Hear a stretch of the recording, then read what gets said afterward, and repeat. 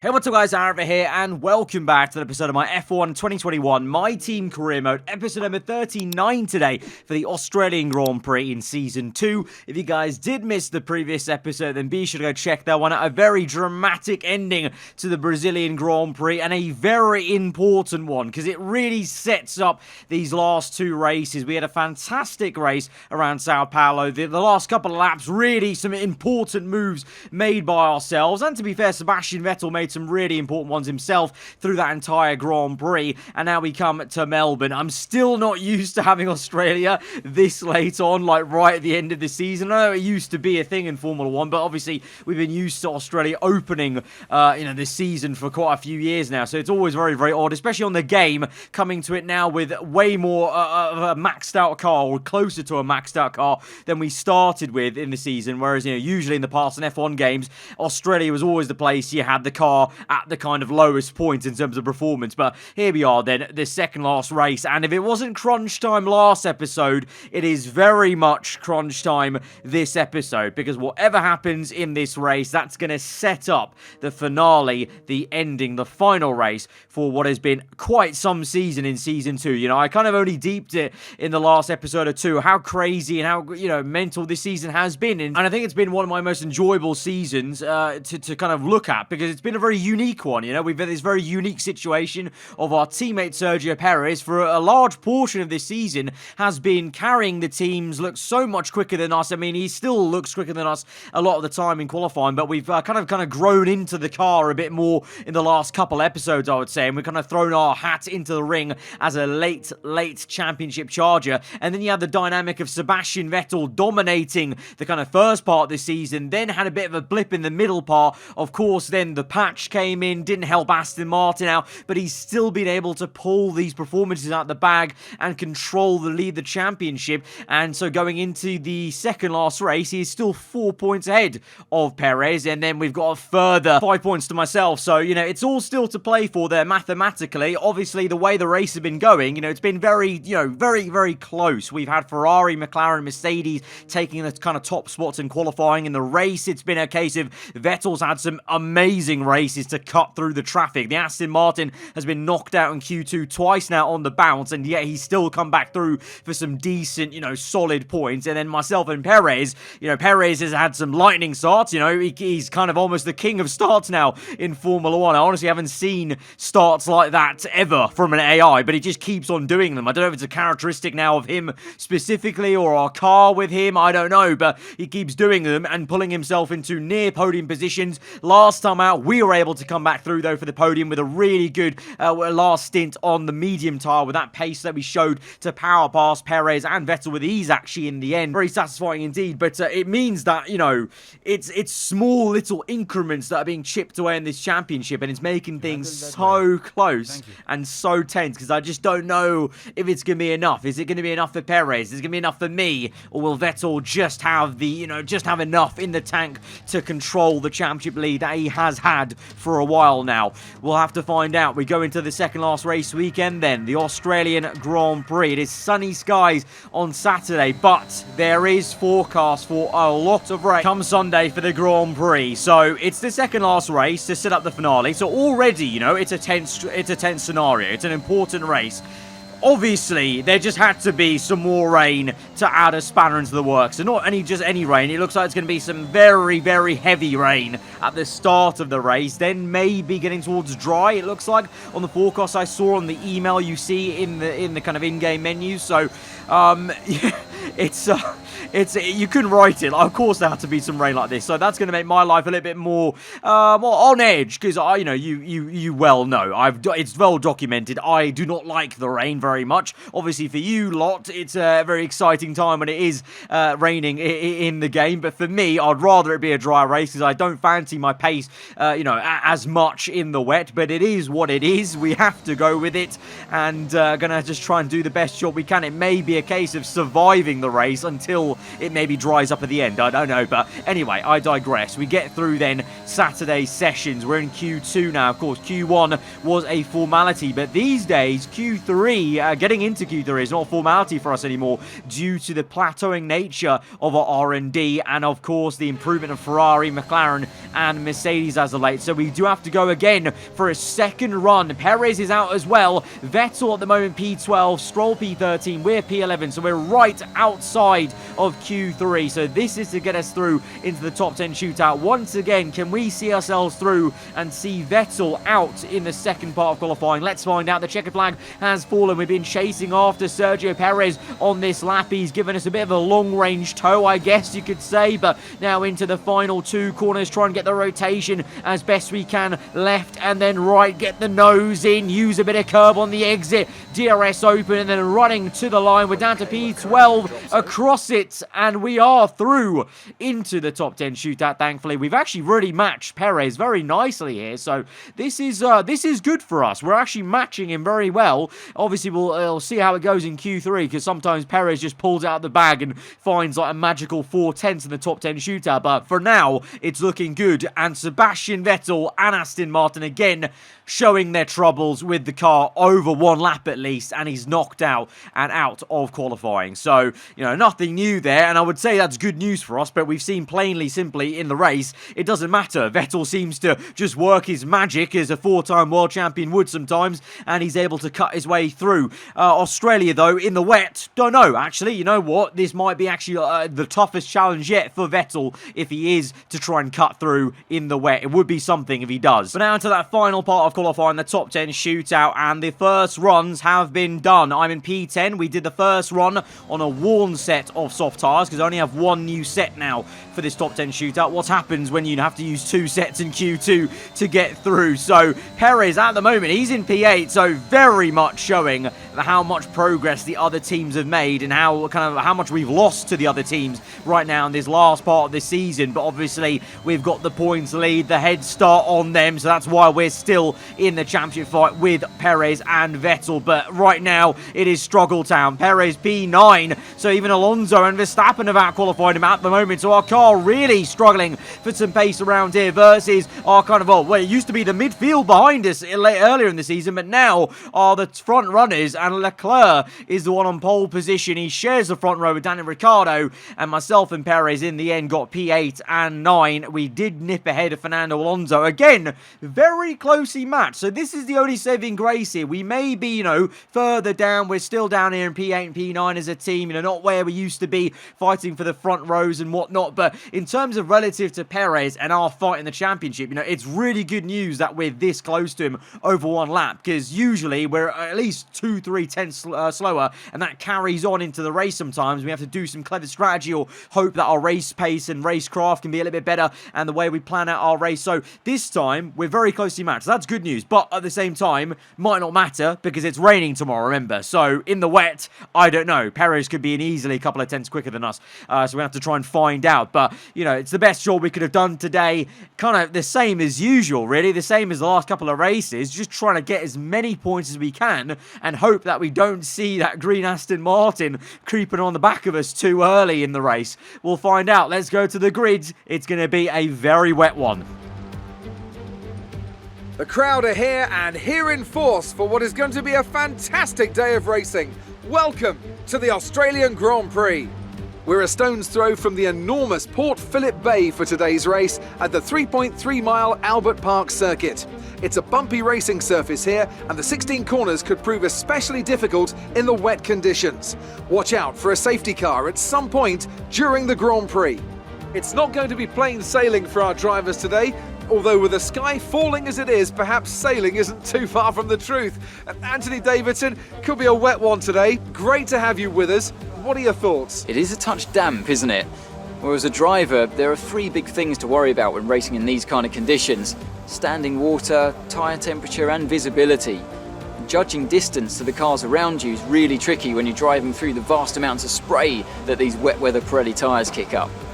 Off the back of a fantastic qualifying session, it's time to see how our starting grid looks for today's race. A fantastic effort from Charles Leclerc yesterday puts him on pole, and Lando Norris lines up alongside. Moving on to the rest of the grid, we have Hamilton, the owner driver, George Russell and Ocon. Ricciardo, they've taken a grid penalty. Vettel, Bottas and Lance Stroll. Giovinazzi, Joe, Carlos Sainz and Fernando Alonso. They'll be starting further back after an earlier grid penalty. Gasly, Mick Schumacher, Max Verstappen, they've taken a grid penalty, and Yuki Tsunoda. Ireland, Mazepin, Latifi and Sergio Perez completes our grid. That's it then, it's time to go racing as we head to trackside for today's race. Well, things have certainly changed from Saturday to Sunday. Not only is it pouring down with rain, as you can see, you would have seen there if you watched the grid sequence. Well, we've had quite a few grid penalties. I am now in P4 instead of P9. I'm on the second row. Vettel's climbed up the order, but more importantly, Sergio Perez. I said earlier that eventually Vettel and Perez would probably get grid penalties like I had to take. Remember, I think the Japanese Grand Prix, eventually they would have had at least one or two, but Perez, it seems like he's had at least a minimum of 2 penalties, components to change, because he's at the very back of the grid. So this has certainly changed the dynamic of what this race is going to be. Vettel in P8 means he's got a good chance, if nothing goes wrong, to score a decent amount of points. We've got a very good chance from P4 of, even maybe aiming for the podium. Depends on how the wet period of this race goes, because it is very, very heavy rain right now. So the first part of this race will be survival mode, I feel, for at least myself. And then apparently it's going to get to full dries, maybe by the end. Quite an abrupt dry period at the end of this one. So if it could get to slicks at the end, we could have some fun out there. But yeah, for Perez, in the wet, it's going to be very, very difficult. I can't lie. I don't see how he's going to kind of cut through all the way, but I could be wrong. He's had some fantastic races in the past, but this second last race, well and truly, might turn this championship on its head. Let's find out. Here we go then. The second last race of this season under heavy rain. Fiery lights are out, and we're on the way for a soaking Australian Grand Prix. It's a shaky start for us. It's a slow one for Leclerc as he defends Lando Norris into turn 1. Norris down the inside, but can't quite do it. We've got a car on our inside. Russell's overtaken us on the left, and you can see how much we're squirming on the rear end, trying to gain some grip. Look how wet it is around on the track surface. So much detail in the puddles as we go into the next corner. Hamilton is up into P2 as we lock up into the hairpin style corner on the right-hander, and we're defending against George Russell and Ocon in P6. The two Alpines doing amazingly, but it's Norris down to P3. Hamilton with a very cheeky dive bomb, and he's up into P2. But the pole sitter Leclerc looking strong. As I've said at the end of last episode, next season Ferrari, I think there could be a very strong shout for the championship come season 3. But right now, Ferrari and Leclerc trying to give us a preview of what is maybe to come. But let's see, they've had some major reliability issues as of late with that quick car of theirs. So let's see if they have a breakdown or not. But Hamilton chasing after, then in second place ahead of his fellow Prix. Oh, Hamilton has made a massive mistake at the chicane, and Hamilton's off on the grass. We've cut through, we've avoided Norris, but Russell has managed to come through, and look at the rear end squirming. It's so slippery out there. Ricciardo out of nowhere down the inside. The two McLarens fighting. We're nearly pushed onto the grass, and Sebastian Vettel. Vettel's through. Where has he come from? Where has Sebastian Vettel come from? But he's up into P4. He's on the outside. He's done Ricciardo. Vettel is into P4 of this race. The championship leader is now leading in terms of myself and Perez here. Perez still, I can see on the mini-map there, down in, I think, the third last position right now. But it's all kicked off from Hamilton spinning it off the chicane as we now dive down the inside of Ocon to re-overtake him, but it all kicked off there, and just showing how treacherous these conditions are right now to have Hamilton losing it in such a massive fashion. Went over the curb and then lost the rear end, went sideways into that next right-hander and then on the grass, and then you can see up the road just all the chaos ensuing afterwards with us avoiding action with Norris, but in doing so we kind of opened ourselves up to Ricciardo, and I guess Vettel Vettel somewhere. I still don't actually know how he cut through so quickly because he was a few cars back from us, but this is the slow-mo then. Beautiful camera work. Love that raindrop for us. We can't see what's happened there, but you can kind of get the gist of it, that blurriness. But then this is the onboard then from Vettel. So as we were kind of boxed in by the McLarens, and we kind of got pushed wide by the two McLarens, and because of that, Vettel's on the inside. He kind of just slipped through, got Ocon, got Ricciardo now on the right-hand side. So that's how he's now up into P4. So effectively us kind of squirming around in the rear end, almost getting onto the grass on the right-hand side. That slowed us up, and then getting boxed in and pushed wide by the two McLarens kind of, you know, squabbling with each other. That's how we kind of dropped behind Vettel now. So we now find ourselves in a very different position here. We're in P6 and we have to chase after Vettel to try and help ourselves in the championship. But remember, this entire time, Perez is still way down there fighting the last couple of positions for the wooden spoon right now as we overtake Ricciardo then, and we're up into P5. We're showing actually some good pace, I would say, now on lap 3. The car feels a lot better than lap 1. Definitely the grip levels on lap 1 were very, very poor, but we are now slowly kind of, you know, eking our way towards Vettel. Lap number 7 then, 4 laps later, and we're there with him. We pushed away from Ricciardo, so Ricciardo looking like he's looking fairly slow, you know, a bit of a bottleneck, I would say, to Ocon and the cars behind him on the minimap. Myself and Vettel closely matched, and then you've got Norris chasing after George Russell in the Alpine, doing a fabulous job in P2, and then Leclerc, at the moment, he's in a world of his own, dominating this one in the wet. But just like Norris is finding it quite tricky to get past Russell, we are finding it tricky to kind of close right up and make a move or make any kind of ends way on Vettel, as now Nicolas Latifi is out of the Grand Prix in the Alfa Romeo, and that will trigger the safety car, as there are, well, apparently the where he's parked up, whatever, is not safe enough, according to my engineer there, you might hear below me in the background. So the full core safety car is out. This is the retirement from Latifi. Very undramatic, simple one.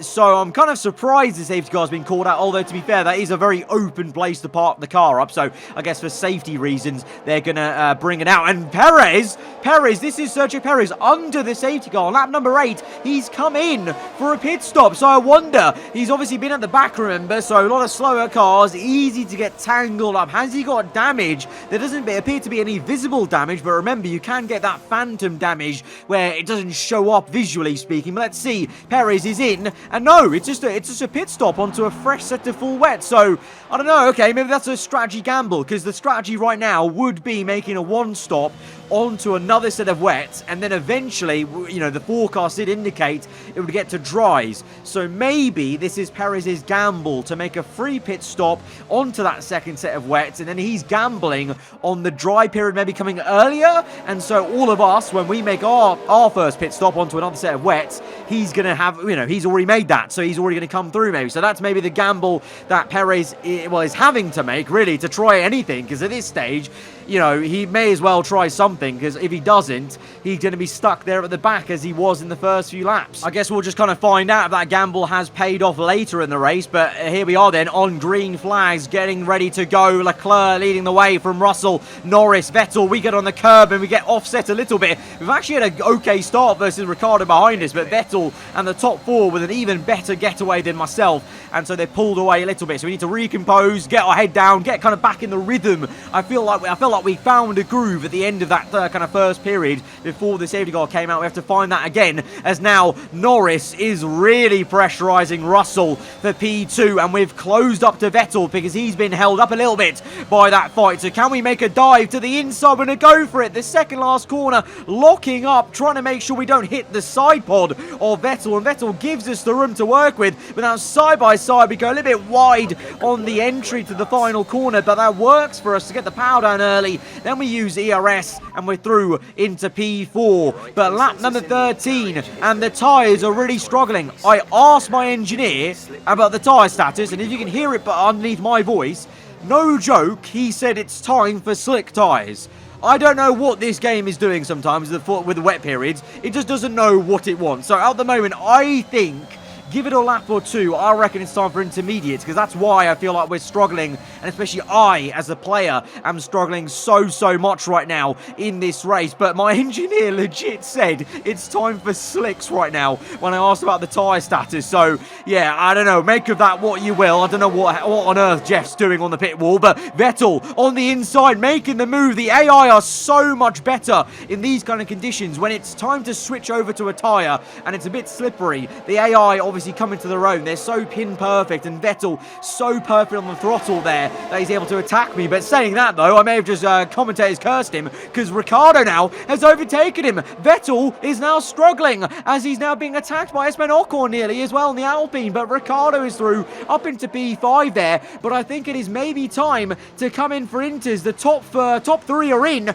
We're going to continue on though for one more lap. I reckon I can go still somewhat quick enough to still stay out for one lap, and you know what that's going to do is that's going to allow my teammate Sergio Perez to come in and not have to double stack with me. There's going to be quite a few double stacks. You can see a whole load of cars are in. The Mercedes double stack, the Red Bull double stack, but Perez will not have to double stack. So I've chosen to stay out just to allow him to get a clean pit stop. So don't say I don't do anything for Sergio Perez. You know, technically this might lose me a little bit of time, but it's going to help Perez just that little bit. Not a massive amount, but he is up into P16 now. I think he was still around P20 or 19, so he's gained a couple of positions there. He's closed up with everyone here on Inters, and now he can maybe make some more moves to hopefully move himself up in towards the points paying positions. But we actually had a better first stint away from the cars in clean air when I wasn't defending and moving my racing line around. The first stint was okay. The second stint was a bit slower because, of course, it is time for intermediates, but I think we've done enough to not lose too much time.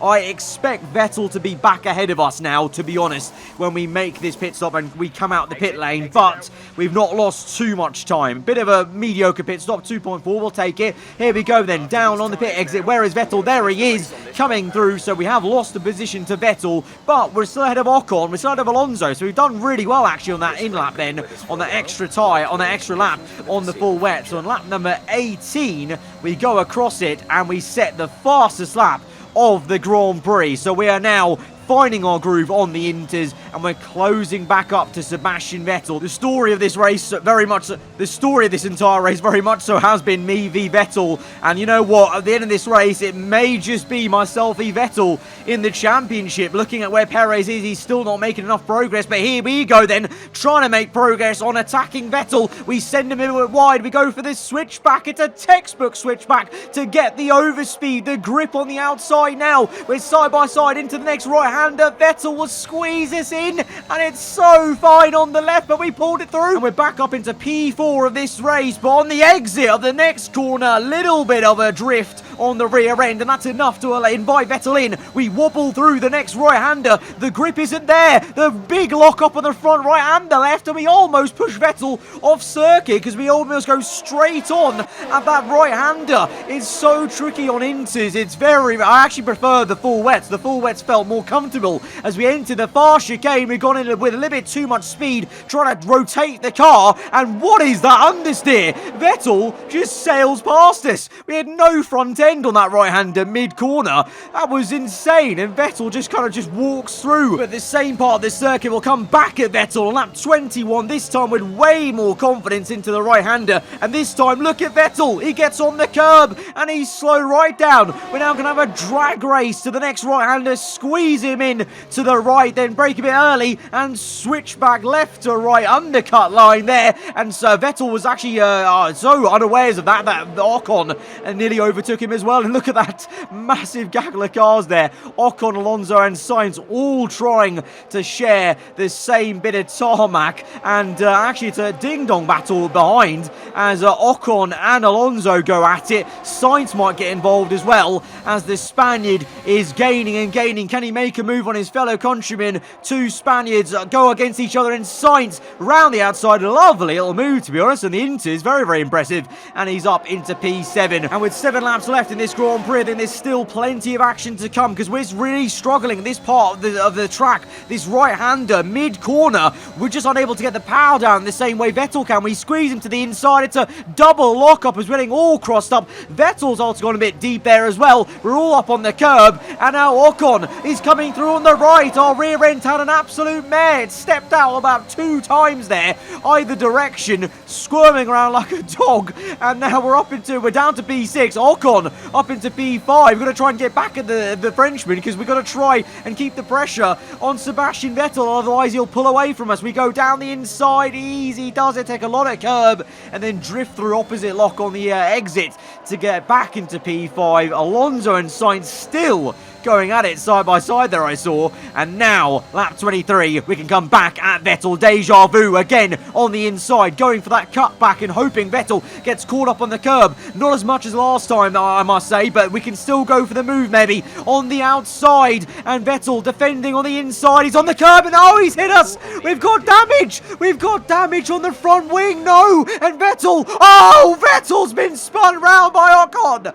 Vettel going wayward. What went on there? Vettel got caught up with Ocon and he's still on the grass. Is he still in this race? Yes, he is. Vettel limping across the grass, and we're coming in now for a front wing change, but also I think it's time for dries because Ocon's in. Ricciardo continues on, but Vettel's in. Who else is in? I think a couple else are going to come in with us. I think it may actually be time for the dry tyre, so you could say somewhat kind of good timing maybe, but we have to make a front wing change here. But it's all kicked off and our race is imploded. Front wing damage off Vettel, going a little bit wide into the apex of that right-hander, and then I don't even know what went on behind us. It looked like Vettel got chopped off by our rear end, but I didn't even see him alongside us on the exit, and then it looked like he kind of overcorrected and then got spun by Ocon. So he got spun on the rear end of the Alpine car, but we've come in now, and it's actually, believe it or not, it's actually okay in terms of grip levels. I've actually got less grip though than Ocon. We've chosen the medium tyre,